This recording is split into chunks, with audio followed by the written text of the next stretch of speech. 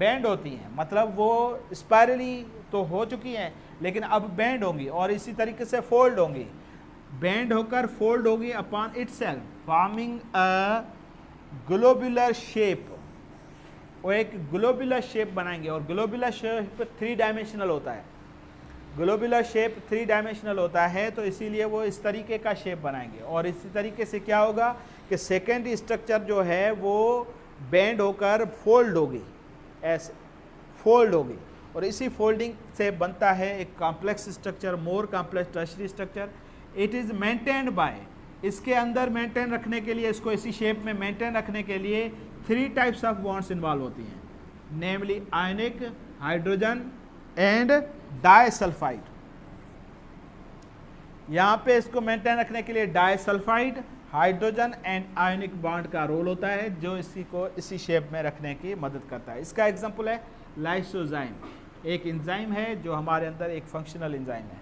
और चौथे नंबर पे आती है structure known as quaternary structure. This type usually present in highly complex protein. ये स्ट्रक्चर हाईली कॉम्प्लेक्स में आती है, तो simple, complex, more complex, highly complex और इसी तरीके से या मोस्ट कॉम्प्लेक्स कह लें। ये क्वाटर्नरी स्ट्रक्चर जो है वो अक्सर करके सबसे बड़े प्रोटीन होते हैं और बहुत ही कॉम्प्लिकेटेड प्रोटीन होते हैं। जिनमें कैसे बनता है ये स्ट्रक्चर, ये बनता है विच पेप्टाइड टर्शरी चेन्स। ये टर्शरी जो चेन्स हैं, जो फोल्डेड पोर्शंस हैं, ये आपस में कंबाइन होते हैं, एग्रीगेट होते हैं। एग्रीगेट मतलब मिलते हैं आपस में। जब टर्शरी स्ट्रक्चर आपस में मिलते हैं तो held together by hydrophobic interactions, hydrogen and ionic bonds. और इनको बॉन्डिंग को साथ में मिलाने के लिए ये बॉन्डिंग इन्वॉल्व होती हैं और इसका एग्जांपल है हेमोग्लोबिन। और पढ़ा हुआ होगा आपने हेमोग्लोबिन क्या करता है।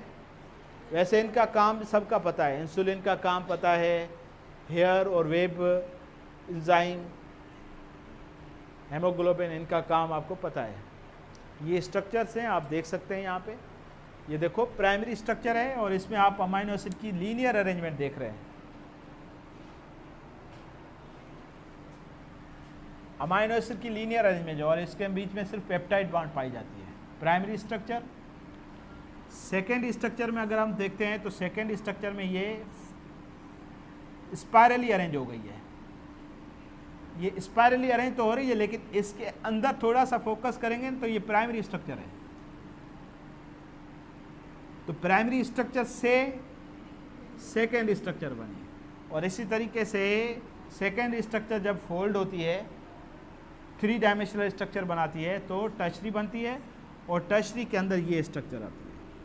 यानी कि वही सेकेंड स्ट्रक्चर है लेकिन वो क्या हो रही है, फोल्ड हो रही है और ज़्यादा फोल्ड होकर एक कॉम्प्लेक्स यूनिट बनाती है 3 डायमेंशनल, जिसको हम टर्शरी कहते हैं। फिर टर्शरी के यूनिट्स आपस में मिलकर क्या बनाते हैं, क्वार्टरी स्ट्रक्चर बनाते हैं। तो ये सेम इसी तरीके से प्राइमरी, सेकेंडरी, टर्शरी और क्वार्टरी और इसी तरीके से कॉम्प्लेक्स मॉलिक्यूल बनता जाता है और 4 स्ट्रक्चर्स के फॉर्मेट में आपको बताया गया।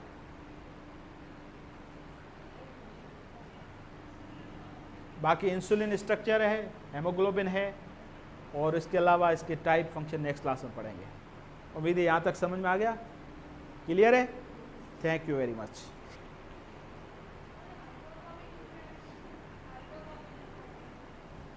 हाइड्रोफोबिक